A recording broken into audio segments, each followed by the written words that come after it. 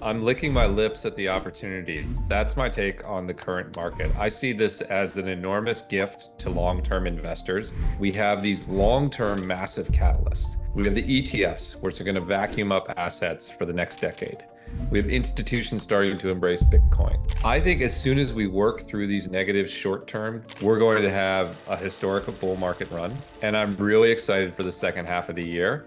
We just have to suffer through this little period because that's the way crypto works. And I think it's pretty clear we're going to blow past all-time highs and blow past, the $100,000 level, which are the two behavioral cliffs that are up next, at which point people may sell. And then it's hard for me to imagine Bitcoin stopping until it gets to this $250,000 level before there's another behavioral wall. If you add ETH to the portfolio, historically you get higher returns, similar volatility, so higher risk-adjusted returns, and a lower maximum drawdown. When I look at what I expect from a flow perspective, and then what you referenced from a supply of ETH perspective, it's hard to put those two numbers together and not arrive at a new all-time high. And if I had to guess, I'd suspect that we get to it by the end of this year. Today's interview is with Chief Investment Officer at Bitwise, Matt Hougan. You know what's interesting these days? Bitcoin. Bitwise is the largest crypto index fund manager in the world, and Bitwise currently has the 5th largest Bitcoin ETFs. As of right now, they currently hold over 38,000 Bitcoin worth over $2.3 billion. On top of this, Bitwise has been approved to launch an Ethereum ETF, which will launch in the very near future. Matt is a world-leading expert when it comes to crypto, ETFs, and financial technologies. When it comes to ETFs and institutional involvement in crypto, Matt is the man. He is uniquely positioned to tell us how Wall Street feels about Bitcoin and crypto and what the future holds. In this interview, we go over his thoughts on Bitcoin today, what he thinks is in store for Bitcoin and crypto in the future, and why institutions are going to be a driving force behind the next stage of adoption of crypto. Make sure to stick around until the end of the video where Matt drops some words of wisdoms on how to succeed professionally and in life. If you like what Matt has to say, be sure to check out his Twitter and Bitwise in the description. Also guys, I hate to do it, but if you could take just 5 seconds out of your day to go below and hit the subscribe button, it helps out the channel more than you know. The more people that subscribe, the better people we can get on and the better content we can provide for you. Right now, less than 5% of our viewers are actually subscribed. If we could bump that up to over 20%, it would mean the world. Thank you, and let's jump in with Matt Hougan. Now, first off, before we jump into the main questions, you're joining at a fantastic time in the crypto markets. We're seeing I'm pretty sure it's the biggest correction of this current bull market.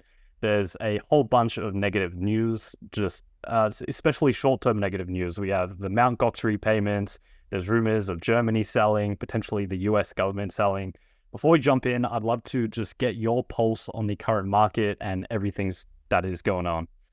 Yeah, I'm licking my lips at the opportunity. That's my take on the current market. I see this as an enormous gift to long-term investors. I think you framed it exactly right. We have all these short-term liquidity-driven negatives.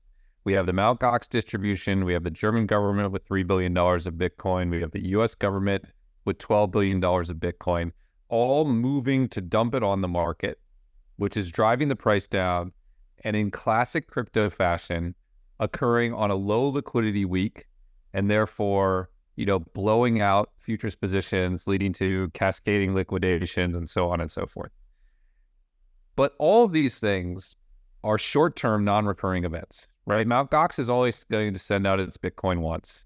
The Silk Road Bitcoin is only going to be sold by the US government once. Against these short-term non-recurring events, we have these long-term massive catalysts. We have the ETFs, which are going to vacuum up assets for the next decade. We have institutions starting to embrace Bitcoin. We have Washington changing its tune from caustically anti-crypto to at least neutral and potentially very pro-crypto. I think as soon as we work through these negatives short-term, we're going to have a historical bull market run. And I'm really excited for the second half of the year. We just have to suffer through this little period because that's the way crypto works. But these will pass, and the long-term trends are very intact. That's my view. One thing you did mention there was the Bitcoin ETFs, or the ETFs in general, soon to be.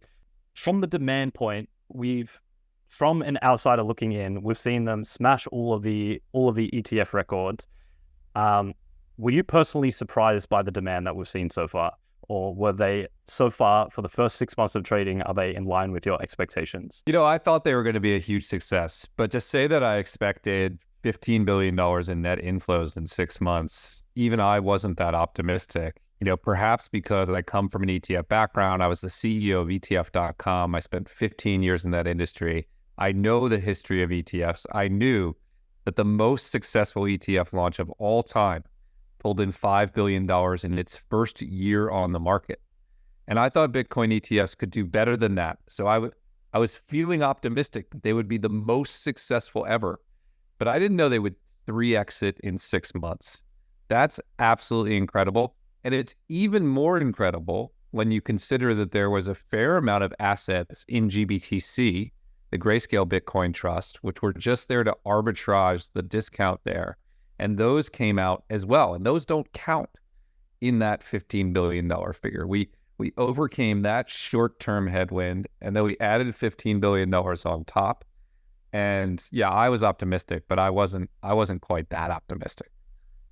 Okay. So they seem to have, surpassed everyone's expectations. You have a very unique position with your position at Bitwise on who is the cohort of investors that are actually buying these ETFs. From what I've seen, I think there's an impression that it's mainly sophisticated and institutional investors, but is the main cohort that is buying these Bitcoin ETFs, is it actually retail driven, or is it the institutional and sophisticated investors? Yeah, there are three really big groups right now. So there's retail investors is certainly a big part of the market.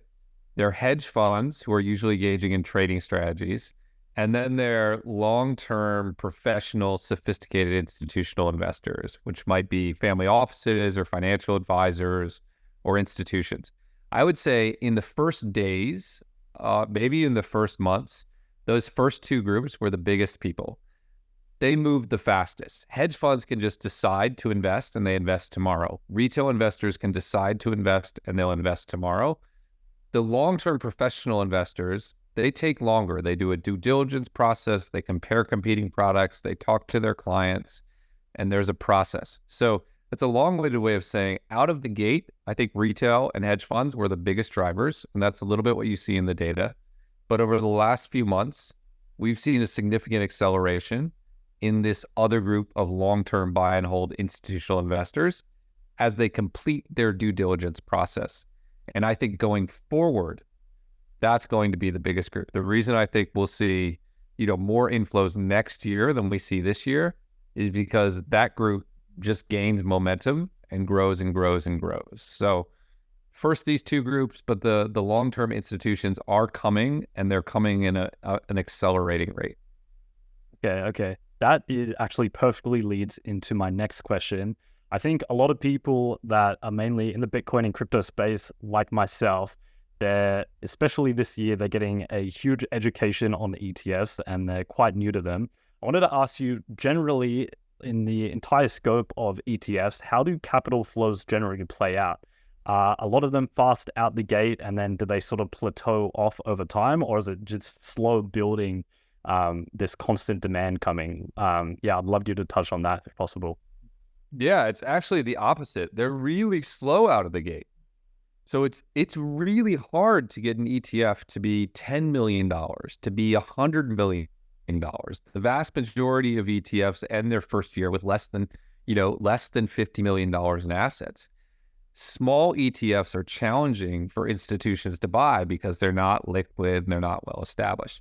So to give you an analogy, if you look at the gold ETFs, right, the gold bullion ETFs, which many people compare the Bitcoin ETFs to, they launched in the US in 2004. And they were really successful. Their first year, they had $1.5 billion in flows, and everyone thought, this is amazing. But the second year, they had $3.3 billion in flows, and then $4.6 billion, and then $5 billion, and then it peaked at something like $19 billion in year 7.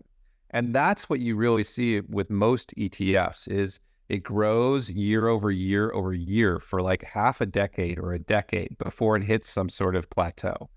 They're a slow moving train that accelerates. And I think that will happen in Bitcoin too. We came out of the gate really fast, and we'll be well north of $20 billion this year, maybe 30. I think next year will be even bigger. I think it's going to be the same sort of building staircase in Bitcoin that we've seen in all other ETFs. Okay, no, great answer. And this is why it's so fantastic to have you on, because you're in such a unique position to give us perspective on it. I want to reiterate that you said the gold ETF, which is what most people related to, they had 1 billion in net inflows, and then Bitcoin already in just the first 6 months has had 15 billion. Is that correct? That is right. Yeah, 1.5 gold in the first year, and we've done about 15. Yep. Insane. And do you think it's a fair comparison? Is comparing Bitcoin against gold, is that the closest to commodities? Yeah, I think it's a fair comparison. Many people think of Bitcoin as digital gold or emerging store of value. It's also the case that when gold ETFs launched, they weren't a mainstream asset, and ETFs helped bring them into the mainstream, just like Bitcoin hasn't been a mainstream asset, and ETFs are bringing them into the mainstream. So I think it's a reasonable comparison. And, we can talk about why the Bitcoin ETFs have grown so much quicker. I think it has to do with we waited 10 years for them, right? It took a long time to get them. And also the fact that Bitcoin, look, it's just objectively the best performing asset in the world over the last 3, 5, 10, years. So obviously investors are going to want to allocate to it. I don't find it surprising, but the scale of the success is still pretty massive. Yeah, no, that really puts it into perspective. And I always see people comparing Bitcoin or gold, but you never know what you can trust on Twitter. So it's good to hear from a professional that it is a fair comparison. Now, we are big fans of your weekly investor memo over at the Crypto Nutshell. We're avid readers of it. So I wanted to dive into some of the predictions and outlook you've made from that. Right now, we've seen the ETFs as a whole. They've scooped up 56 billion in the spot Bitcoin ETFs right now. Net new inflows, 15 billion. In your memo, you believe we'll see this number climb to 100 billion by the end of next year, 2025. With all the latest developments and everything going on the last month or so, do you still believe it's accurate? Has anything given you pause, or you think it's still right on track? I think it's conservative to on track. Again, I'm not worried about these short-term, non-recurring negatives. I'm really focused on the long-term themes. And the thing that's changed more than anything over the last 3 months is the attitude in Washington towards crypto, which again has gone from really caustic to neutral or positive. And I don't think the market has priced that in. So yeah, I think we'll get to $100 billion by the end of 2025. I mean, we might exceed that, given what I'm seeing in the market. Okay, yeah. I think something that's insane to me is with the approval of the Bitcoin ETFs and now Ethereum ETFs, to me, it's completely de-risked both Bitcoin and Ethereum. And it's been this risk that's been held over their heads for so many years. And it feels like the market hasn't priced that in yet. And then we've had the huge success.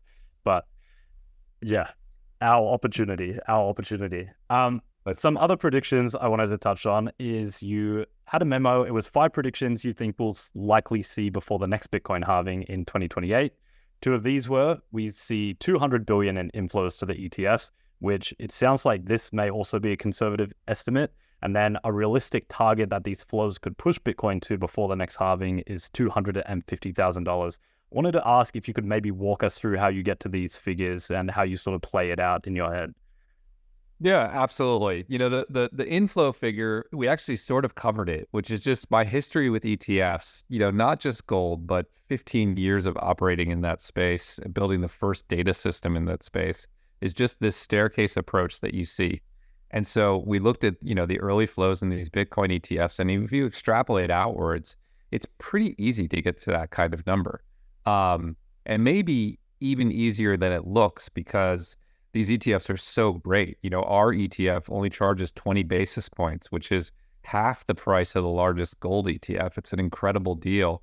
And other providers are in that zone as well. So these are great products. So I think it's easy to get to that number. The how that translates into price, there's sort of an art and a science to it, maybe more art than science. I think if you look at the price returns of Bitcoin and how it trades over time, what you see is, at least how it trades since the ETF launched, you see, net ETF flows gobbling up more than 100% of all the Bitcoin mined. So the ETFs have to buy Bitcoin from people who already want to sell. And you can look at, sort of how old the coins are and where people have been comfortable selling historically. And I think it's pretty clear we're going to blow past all-time highs and blow past, the $100,000 level, which are the two behavioral cliffs that are up next, at which point people may sell. And then it's hard for me to imagine Bitcoin stopping until it gets to this $250,000 level before there's another behavioral wall. I'd also note that, like, if you ascribe to the 4-year cycle history of Bitcoin, it's a pretty reasonable proxy to assume you get to something like 3 or 4x the past year's price. And I don't know, you have to sort of assume that the past is not, or the future is not going to look anything like the past to assume we won't get to these levels. So we can see it to get to 250K. It could get higher, it could get a little lower. As an investor, I wouldn't pick one particular number, but you have to do that as a pundit. That seems like a reasonable level. And I think we'll get there. Fantastic. Great answer. It's so insane. You log on to Twitter, crypto Twitter, and you read everyone losing their minds and having meltdowns over the price action. But best thing about my job is actually getting to ask the experts and the professionals. And it's so like on a long-term time horizon, it's so overwhelmingly bullish. And as you said at the beginning, these short-term catalysts, they can only last for so long. The miners can only sell for so long. Mt. Gox only has a limited amount they can credit back. And something else you touched on was Bitcoin being the best performing asset. I want to get to this later because I want to kind of talk about modern portfolio theory, but it sort of links into one of your memos. Before we get there, let's change gears to the Ethereum ETFs. So far, we've seen 8 different ETF issuers have their 19B4 forms approved. And the last part of the process we're waiting on before the launch is issuers S1 statements. This week, we saw Bitwise were the first to refile theirs, and it's likely we begin to see them trading in the very near future. From my perspective, the predominant view from the crypto space is the launch of the Ethereum ETFs are going to be somewhat underwhelming compared to the launch of the Bitcoin ETFs. There's a few Bloomberg analysts. We have Eric Balkanaus. He thinks we see 15 to 20% of the inflows. We have James Seyfarth. He thinks we see a little more, 20 to 25% of the inflows. And then from you, I've seen you target around 25% of the inflows, and I've seen you put out 15 billion in net flows in the first 18 months. I wanted to ask your thoughts on the launch of the Ethereum ETFs in comparison to Bitcoin. Will it be underwhelming like I think most people are expecting, or do you think we maybe get surprised to the upside? Well, I think if we get those numbers, we should be pleased, right? The framing is to remember that Ethereum itself is only about 25% of the combined Bitcoin and Ethereum market. So what we're talking about is more or less a market cap weighted reflection in flows. And so therefore, what matters to people is price. And while there are lots of factors that will influence how flows turn into price, size is the biggest one. So they should be, if they hit these numbers that James and I are talking about, it should be seen as a historic success. I mean, again, these would be the second most successful ETFs of all time. That's pretty good. I think some people are worried because Ethereum futures ETFs sort of sputtered out of the gate. Bitcoin futures ETFs, which launched a few years ago, did well.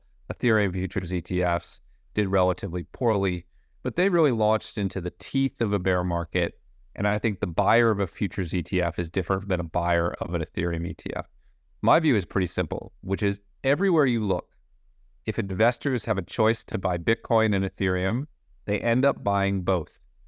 In Europe, there are Bitcoin and Ethereum ETFs. The market's about 75-25. In Canada, there are Bitcoin and Ethereum ETFs. The market's about 75 and 25.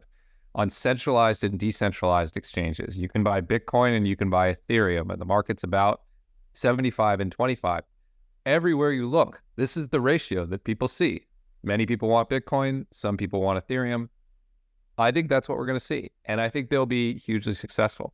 Now, the first few days could be weird because you have ETH, this grayscale product, which outflows. And the first few days of the Bitcoin ETFs were weird. We don't remember this, but Bitcoin's price went from 50 to 40. And everyone assumed Bitcoin ETFs are a dud. They're not going anywhere. And then guess what? They were the most successful of all time, and the price ripped to a new all-time high. So I wouldn't worry if things are fine after a few weeks. The ETH ETFs are going to be a success. We talk to advisors every day. They're interested in Ethereum. They have been for years. They love ETFs. If we're able to put those together, there's going to be interest. So yeah, that's our view. We think it's going to be successful. Fantastic, fantastic. And yeah, something important you pointed out there is everyone forgets the launch of the Bitcoin ETFs, and everyone sort of panicked the first few days, and it was this sell the news event, and we did initially dip. I think my personal prediction is we see something very similar. Maybe they're a little slow out the gate. We see the price dip. Everyone's like, they were a flop, and then we see exactly what happened with the Bitcoin ETFs. From your position, there was about 10 years of a lead up to a Bitcoin ETF. Do you see a similar sort of demand for Ethereum, or is there significantly less from the Wall Street perspective, institutional investors, sophisticated investors? I think it's going to be similar. I think it's really substantial. I'll give a view that sounds ridiculous to crypto Twitter because they are experts in this space, which is that from an outside institutional perspective, they just see crypto and they want to have a diversified portfolio of crypto assets in the same way they want a diversified portfolio of stocks and a diversified portfolio of bonds. They don't want to make a singular bet. And while I spent a lot of time explaining how Bitcoin is different from ETH and different use cases and what have you, most of the institutions are just going to say, oh, there's Bitcoin and ETH. I want them both, and I'll market cap weight them. That's going to be the dominant paradigm of just why not buy both so I can have some exposure. And again, I know that sounds ridiculous. And, we're sort of in a crypto world where you have to be in one camp or the other. But institutions aren't in that world. They just want exposure. They're going to buy both. I think that's what we're going to see. That's an awesome answer. And that's a fantastic perspective that we don't normally get from people in the crypto space. So that's actually very interesting to hear. Another thing I wanted to ask is, of course, Ethereum is going to be will be more sensitive to inflows because it's a quarter the size, as you said. But on top of that, ever since the merge, the net new supply of Ethereum coming onto the market has pretty much been zero, if not downwards. It's been slightly deflationary. Would this also make the price of Ethereum more sensitive to flows than Bitcoin? I know Bitcoin, even after the halving, it still inflates at 1.7% per year. Is that a factor that plays into how sensitive Ethereum will be to the ETF flows? Yes, I'm so glad that you raised that because it's absolutely true. The short-term price is dictated by supply and demand. And in this case, as you mentioned, there is no net new supply. And so absolutely, I think the same amount of inflows will have a larger impact on price on a market cap proportion basis for Ethereum than it did with Bitcoin, because you don't have, Bitcoin miners have to sell their Bitcoin. They have direct costs. There is no net new supply of ETH. So I absolutely think it will have a significant impact on price. Okay. Interesting. Yeah, I always was thinking that. Another common narrative I see is that the narratives between Bitcoin versus Ethereum, Bitcoin is super easy to understand. It's pretty much a one-liner. It's digital gold. It protects your wealth against monetary debasement, protects your wealth. Ethereum, because it has so many different use cases, it's a little more complex and nuanced. And I've seen a narrative emerge that in terms of Wall Street and institutional investors, it's a much harder pitch or a much more complex narrative. Would you agree with that or not at all? I think it's a more complex narrative, but I don't think it's complex. I think the most institutional investors see Bitcoin as digital gold and Ethereum as the platform for tokenization, stablecoins, and DeFi. And I know that saying that offends the Ethereum community because ETH has monetary aspects and is ultrasound money, and that's a viable narrative that I agree with in part. But Wall Street's not going to hear that. They're going to be this, and they're going to put Bitcoin in this monetary space, and ETH in this platform for tokenization, stablecoins, and DeFi space. And I think that's fine, because again, I think they're most likely to pick both. And they just want to know that ETH has these valuable use cases. And I think that's the narrative that's going to emerge. I think the challenge you're pointing out is that the true ETH narrative is very complex and multi-part, whereas the true Bitcoin narrative is actually simpler in my mind. But Wall Street's going to simplify this and put one in one bucket and the other in the other bucket, for better or worse. Fantastic. No, that clears that up, definitely. Another one of your memos that I'd love to touch on is your 3 reasons to add Ethereum to your portfolio, which is a great read. Would recommend it to everyone. To break it down for anyone who is viewing that hasn't read it yet, the reasons in a nutshell were it provides diversification outside of Bitcoin. Bitcoin and Ethereum target different use cases. They're fundamentally different. And then what I thought was the most interesting one was historical returns say you should. Now, I have a basic understanding of modern portfolio theory, but my understanding of it is by combining uncorrelated assets in a portfolio, you get better absolute and risk-adjusted returns. I'd love you to touch on that final point. When investors are considering adding Ethereum to their portfolios, is it as simple as by adding a portion of Ethereum, you boost your returns whilst reducing risk? So you essentially get a free lunch. Is that as simple as it is? Over the long term, that's what you see. If you add ETH to the portfolio and you rebalance periodically, like once a year or once a quarter, to reweight those assets, historically you get higher returns, similar volatility, so higher risk-adjusted returns, and a lower maximum drawdown, which is the measure of like the most your portfolio is worth to the least it's worth at the bottom of a trough. And it's an important statistic because you feel that in your gut, right, when your portfolio falls 25%. So yeah, the thing about Bitcoin and ETH is that they're not perfectly correlated, right? They have different uses. They respond differently in the market. There's Bitcoin season and ETH season. And when you put different assets into a portfolio, you get better risk-adjusted returns. And that's what we see if you look over any full cycle in crypto. Obviously, if you do a short-term look, you can find times where it's better to be Bitcoin only, or it's times to better be ETH only, because there are periods where Bitcoin outperforms and period where ETH outperforms. And if you know those in advance, God bless you. But if you want to look over a full portfolio cycle, the data shows, yeah, you want to smash them together, and you'll get a better outcome.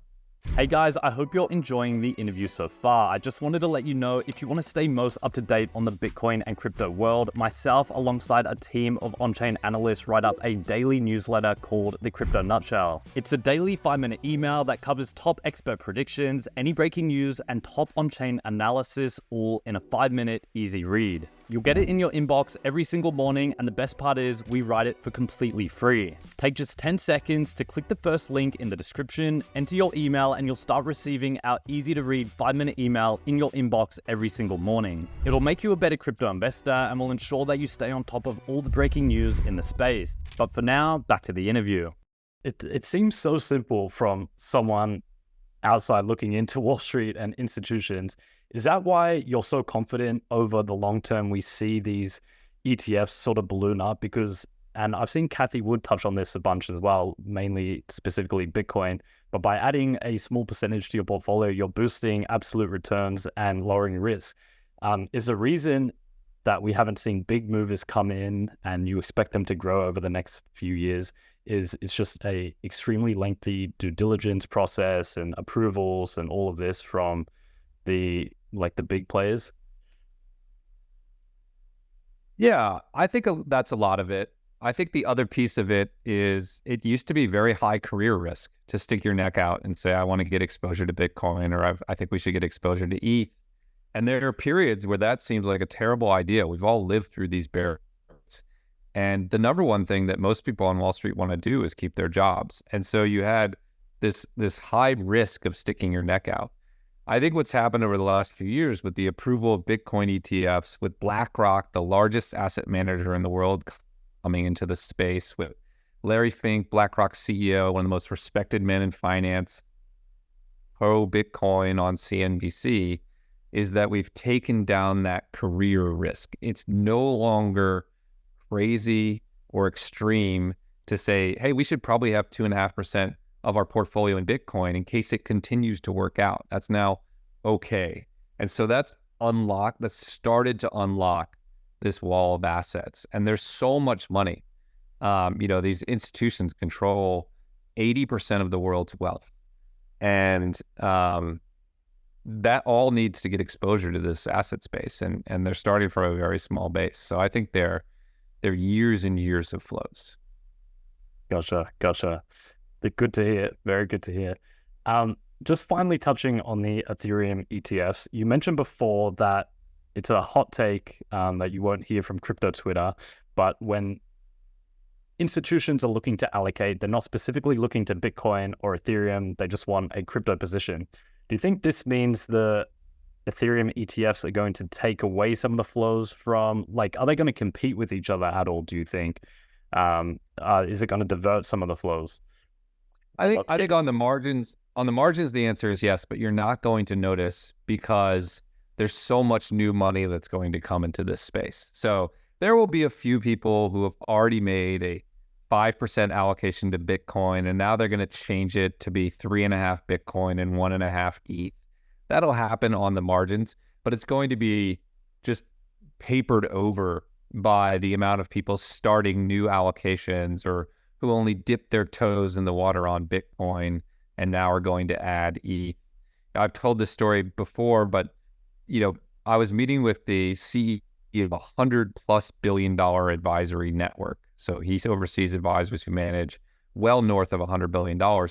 And he didn't want to invest in just Bitcoin ETFs because it's not diversified. But if he sees ETH ETFs launch, he thinks packaging them together and having a small allocation for his firm. So I think it's going to be more of that, but there'll be some competition around the edges, just like there is in traditional crypto, right? There are competition between those assets, and then there are many of us who own both and are happy with that. No, that's very interesting to hear. That's a very interesting story. So it may even attract more people because they can get a more diversified hold on the crypto space. That's interesting. Related to that, another interesting development we've seen over the last few months is some issuers apply with the SEC for Solana ETFs. To my knowledge, Bitwise is yet to do so. Wanted to ask your thoughts. Is it too early for any other crypto assets? What are your thoughts on Solana getting an ETF? And then looking out to the future, is it inevitable that a ton of different crypto assets are going to be wrapped up in ETFs? Yeah. So the last question first. Yes. In my view, it's inevitable in the future that there will be a large number of crypto assets wrapped in ETFs. Bitwise started as a index fund provider, meaning single funds that own multi-crypto assets. I think eventually there'll be lots of ETFs that own ETH and Solana and other assets all in one. I think that's the future we're going. You already see that future in Europe and other more mature crypto ETP markets. In the US, I really respect the firms that filed for Solana ETFs. I think it was VanEck and ARK or 21 Shares. Great firms, great people. My view is that's a long shot. There's never been a commodity ETF approved, not just in crypto, but anywhere where there wasn't a regulated futures market trading alongside it. There's no regulated futures market in Solana that's significant now. And I just think it's unlikely. How could we get it? We could get it if we get comprehensive crypto legislation that elevates the regulatory status of exchanges like Coinbase. We could get it if we get a change in the SEC and a more accommodative view from US regulators. And we could get it if I'm wrong and the smart people at those firms are right, which is entirely possible. But my own view is it's low probability until we get new crypto regulations or a change at the SEC or other market developments. But in a few years from now, if you have me back on, we'll be doing with a sea of ETFs. Crypto will be mainstream, and there'll be a lot of fun things to talk about. Very interesting. Something you touched on there, and to give flowers to you, you were one of the few people who were always confident in the Ethereum ETF being approved when a lot of people thought it was either going to get denied or delayed, but you were always confident. Was something you mentioned there was it's never been approved without a futures commodity ETF hasn't been approved without a futures ETF trading alongside it. Would that be a main reason why Solana doesn't get approved? Yeah, I think that's exactly right. So even if you go back to the gold ETF, it's a gold bullion ETF. It holds gold bars, but the SEC was only comfortable approving it because there was a gold futures market that was regulated, and it could look at that futures market to see if the market is being manipulated. In the case of the Bitcoin ETFs, there's Bitcoin, which is not fully regulated the way stocks are, but there's a Bitcoin futures market, and the SEC can keep an eye on that market and see if it's being manipulated. When you get to Solana, there's no regulated Solana market yet of any substantial size. So you don't have this sort of pathway to view a regulated market. And that's why it's a challenge. Again, it doesn't mean it's impossible. There are other avenues for approval. This is not a hard and fast rule. This is just what history shows.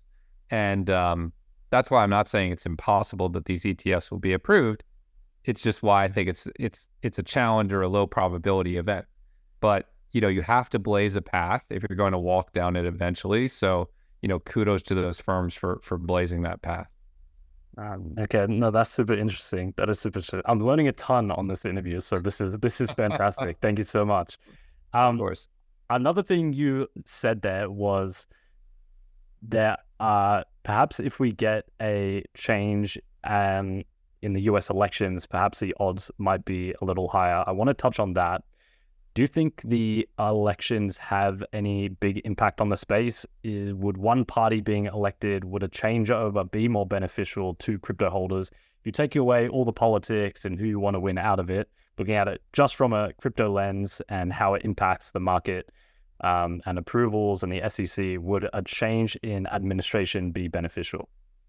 Yeah, I think the way I would answer that without trotting on the third rail of American politics is a change in the administrative state would be beneficial. So if you look at many of the leading regulators in the US, whether that's the SEC or the OCC or the FDIC, the leadership of those organizations currently tend to be viewed as hostile to crypto. And so one thing that happens if you get a change in administration from one party to the other is that there's a reshuffling of leadership at those 3 and 4 letter agencies that create the regulatory state. The reason I want to divorce that from what happens in the election is there are plenty of scenarios where the Democrats stay in power and there is still a reshuffling, right? Like I mentioned, there's been this change in DC where for a while was strictly partisan, Republicans pro-crypto, Democrats anti-crypto. But over the last few months, there's been more of a blend. You've seen a lot of Democrats cross the aisle and vote in favor of crypto legislation. So I think the easy button to see would be a change in the White House, which would lead to a change in that administrative state. But even if we don't get a change in the White House, but you get a change in the administrative state, that still leads to a positive outcome for crypto. So that's maybe a little more nuanced, but just saying like yay one side, boo one side gets a little bit, I think oversimplifies it. I actually think it's a more interesting story. And I think there's reason to be just generally optimistic about what the election will mean for crypto. No, that's a very important distinction that you've made. Yeah, in my simplified brain, I was thinking if the opposite party wins, then it's going to be a complete changeover. But of course, as you said, there can be a changeover even if the Democrats keep administration. So yeah, that's a great point. We have we're coming to the end of it, but I have 3 questions left for you. And these ones are a little bit more out there. So feel free to not answer if you don't want to. Earlier, we touched on, you said you look back on the 4-year cycle and looking at history to kind of model the future. Do you think the approval of the ETFs have entirely reshaped the dynamics of the market? Or do you think we continue to see this sort of not predictable, but it seems to be repeatable, this 4-year Bitcoin cycle that it all kind of repeats? Or do you think the ETFs are such a big catalyst that it kind of completely changes the game? Yeah, I don't think we've ended the 4-year cycle. My reason for that is my view of what drives the 4-year cycle is different from what most people think. Most people think it's driven by the halving. I don't think it has anything to do with the halving. I think it has to do with natural sort of economic drivers. If you look at any economy, there are booms and busts. There's growth and recession. What happens is you get a period of growth, and then there is overinvestment, and the market overreaches, and then there's a recession, whether you have to clear out debt or there's too much leverage in the system. That happens in every economy. The reason I think there's been a 4-year cycle in crypto is we have the same thing, but on steroids, because we have multi-1,000% returns. So you get massive returns because you have new technological breakthroughs. Like you had Ethereum, an amazing breakthrough in 2015, catalyzed a huge bull market in 2015, 2016, and 2017. And like any economy going through a massive bull market, you got overinvestment, and so you got scam nonsense in ICOs, and the market had to reset and clear that out. I think if you look at what's happening in crypto, we had 157% up year last year. I think we're going to have another potentially triple-digit year this year. 2025, if I'm right, could be an enormous bull market. If that happens, we're going to get overinvestment because people are going to get too excited. They're going to chase returns. And so I think there will be a reset. I don't think it won't necessarily be year 4. It could be year 5. It could be year 3. But I think that classic boom and bust is actually what drives this cycle. And it's just amplified because we have such large returns. I do think the ETFs could mitigate it on the edge because I do think it's I think we could have, 10 years of building inflows. But I don't think we've repealed the economic cycle. And so I think we're going to get these really fun times where we overinvest and then really painful times when we reset. And I wish that weren't true. I wish we were on a perpetual bull market. That would be a lot easier for my life. But I don't I don't think that's the case. That's super interesting. So I assume I guess a 4-year cycle would play a part, the Bitcoin halving, but it's more driven by boom and bust, liquidity, and just the natural business cycle. That's very interesting. Another bit more out there question. I'm sure you've seen, because you're in the crypto space a lot, Plan B, stock to flow Bitcoin model. Not sure if you've seen the Bitcoin power law model. What do you think about using the past to try and predict the future? Do you think, are you a subscriber to any of these models? Do you think they're useful at all? Or is the future just changing so fast that it's too hard to predict? And I know Michael Saylor always says all your models are broken. Yeah. I think any new and emerging market, you're going to see people take shots on goal. I think those models have been helpful in people in understanding the market. I don't put much future predictiveness into those particular models. I tend to look at Bitcoin from two perspectives. From a long-term perspective, I sort of take a total addressable market model and think about the size of the markets it's attempting to disrupt to generate long-term price targets. In a short-term perspective, I think momentum is a massive factor in Bitcoin, and you can do a lot worse than looking at short-term momentum trends too. I think they're relatively predictive over a short period of time. So I like all those models, and I like sort of the Metcalfe network idea, and I look at all of them. So I don't ignore them. I think they're valuable inputs. I just think they're imperfect inputs. But at this stage in the growth of Bitcoin, imperfect inputs are all we got. And you just need to look at everything and sort of smush them together to get an accurate worldview. Okay, super interesting. No, super interesting take. Another bit out there question. You made a prediction for Bitcoin. You think we see 250,000 before the next halving out in 2028. I know you have to be compliant, but do you have any predictions for Ethereum? Do you think we go to, after the approval of these ETFs, do you think it's pretty inevitable that it'll push us to new all-time highs, or what are your predictions? A great question. So the compliance genie sitting on my shoulder says I have to say two things, so I will. One is that I can't speak about our ETF specifically, about ETFs in general, and two, that this isn't investment advice. But when I look at what I expect from a flow perspective, and then what you referenced from a supply of ETH perspective, it's hard to put those two numbers together and not arrive at a new all-time high. And if I had to guess, I'd suspect that we get to it by the end of this year. But we'll have to see how that unfolds. I would add just two more things on ETH, which may be valuable.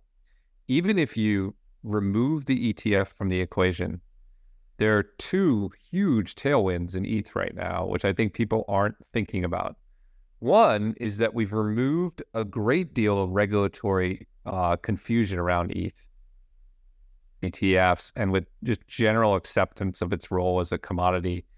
And as an expression of that, you can see that BlackRock built a fund on Ethereum, which holds millions of dollars, hundreds of millions of dollars in assets. And I think, so removing the regulatory cloud, I think, is a massive tailwind. And then you have the whole reason I was optimistic on ETH, at the beginning of last year, before we were even thinking about ETFs, which is you have the Denkun upgrade, which has solved the scalability problem. And I think that problem was what killed the last bull market, even before FTX sort of drove a dagger in. I think fees on ETH spiking to $200 and throughput being totally jammed killed that market. And I don't think we've harvested the dividends of the Denkun upgrade at all. And I think that we will. So when that upgrade and regulatory clarity in an ETF, then yeah, I think we get to new all-time highs. Awesome. Yeah, you just brought up some long lost memories I have of the 2021 bull market and trying to be on ETH and mint NFTs and stuff and just getting absolutely rinsed on the gas fees. That's a great point you bring up. And I agree with you. I do think it was a major factor in cutting that short. Now, I have two final questions. Matt, this has been a fantastic interview. I think I've learned the most out of all the interviews I've done, so I really appreciate it. Now, the best part of my job is I get to interview successful people that have brilliant careers and a lot of professional success, and I love to finish on this question. If you were starting it all over again, it was 2024 and you were 25 years old, what advice or piece of wisdom would you give a younger Matt on achieving success? Oh, that's a fun question. And thanks for the kind words. I think when I look at the two successes I've had in my career, one building in ETFs, one building in crypto, the things that unite them were that they were really important technological. The ETF is effectively a technology that many people were skeptical of, right? Many people were skeptical of ETFs when they launched. There were congressional hearings about them destroying the American dream. They were labeled weapons of mass destruction. But I saw sort of the efficiency of that technology and what it can mean. Same thing is true in crypto. Like, crypto is this incredible technology, does incredible things, and people are hugely skeptical of it. So the advice I would give would be to find something that a lot of people really dislike because they don't understand it and focus your career in that space. I think that's where all the alpha in the world is. And then once you find it, just work really hard at it. But that's I think what I would say. That's the magic combination of a powerful thing that many people don't understand and therefore dislike. That's a beautiful place to be. Fantastic answer. And thank you so much for sharing that. That was great. Matt, it's been a great interview. Finally, we'll leave links to your Twitter, of course, your investor memo. I think everyone should read it. It's fantastic. And Bitwise in the description. Is there anywhere else that people can follow you or find your stuff? The investor memo is free to sign up. And I promise I try to keep it short every week, so I won't take up too much of your time. But yeah, follow me on Twitter, subscribe to the memo, and then thanks for the interview. This has been really fun.